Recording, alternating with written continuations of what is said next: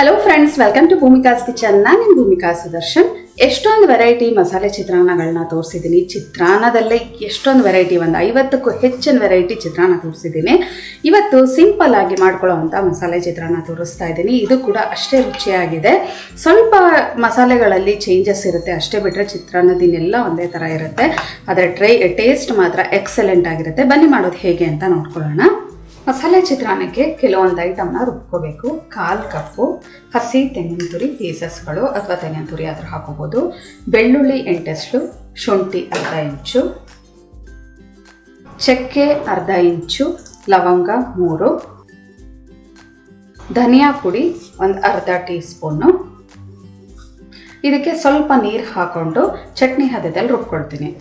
ಚಟ್ನಿ ಹದದಲ್ಲಿ ರುಬ್ಬಿದ್ದೀನಿ. ಇವಾಗ ಒಗ್ಗರಣೆ ಹಾಕೊಳ್ಳೋಣ. ಸ್ಟವ್ ಆನ್ ಮಾಡಿಕೊಂಡು ಬಾಣಲಿ ಒಳಗಡೆ 3 ಟೇಬಲ್ ಸ್ಪೂನ್ ಎಣ್ಣೆ ಹಾಕಿದ್ದೀನಿ. ಎಣ್ಣೆ ಒಂಚೂರು ಚೆನ್ನಾಗಿ ಬಿಸಿ ಆಗ್ತಿದೆ. ಹಾಗೆ 1 ರಿಂದ 2 ಟೇಬಲ್ ಸ್ಪೂನ್ ಕಡಲೆಕಾಯಿ ಬೀಜನ ಚೆನ್ನಾಗಿ ರೋಸ್ಟ್ ಮಾಡಿಕೊಂಡು ಒಂದು ಬೌಲ್ಗೆ ಟ್ರಾನ್ಸ್ಫರ್ ಮಾಡಿ ಇಟ್ಕೊಳ್ತೀನಿ.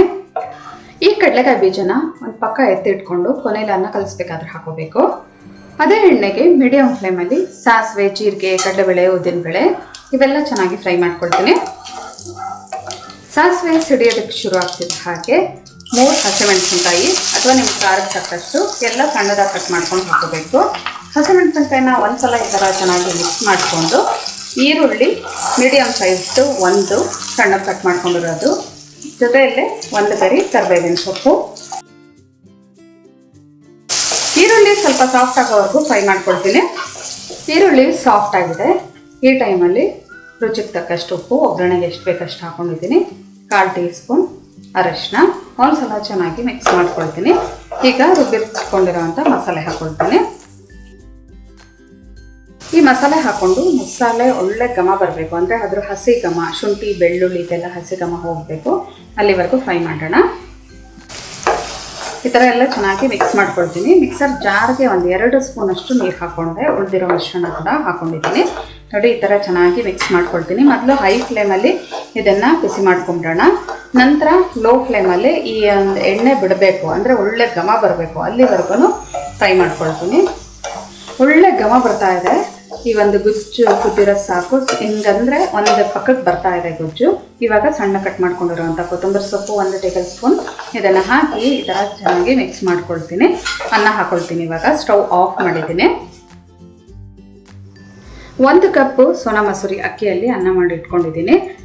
ತಣ್ಣಗಾಗೋದಕ್ಕೆ ಒಂದು ತಟ್ಟೆಯಲ್ಲಿ ಹಾಕಿದ್ದೆ. ಅನ್ನ ಹಾಕ್ಕೊಳ್ತಿದ್ದೆ. ಹಾಗೆ ಮೊದಲು ಒಂದು ಅರ್ಧ ಹೋಳಷ್ಟು ನಿಂಬೆಹಣ್ಣಿನ ರಸ ಹಾಕ್ಕೊಳ್ತೀನಿ. ನಂತರ ನೋಡ್ಬಿಟ್ಟು ಹುಳಿ ಬೇಕಾದರೆ ಇನ್ನೊಂದು ಸ್ವಲ್ಪ ಹಾಕ್ಕೊಳ್ತೀನಿ.